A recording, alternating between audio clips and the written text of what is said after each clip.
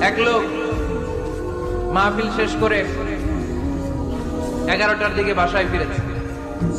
তো বাসায় ঢুকার আগে তার ওয়াইফকে ফোন দিয়েছে। ফোন দিয়ে বলতেছে, এই মাহফিল শেষ, আমি কিন্তু বাসায় চলে আসতেছি, শুরু করার আগে তাড়াতাড়ি দরজাটা খুলো। তো স্ত্রী আবার রাতের খাবার স্বামীকে ছাড়া খায় না। তো স্ত্রী দরজা খুলে দাঁড়ায় আছে, স্বামী বেচারা আসছে। আসার পরে স্ত্রীকে বলতেছে, এই শুরু করার আগে রাতের খাবার দিয়ে দাও, খেয়ে নেই। তো স্বামী ওয়াশরুম থেকে ফ্রেশ ট্রেশ হয়ে আসছে, স্ত্রী বেচারিও ডাইনিং টেবিলে খাবার দিয়েছে।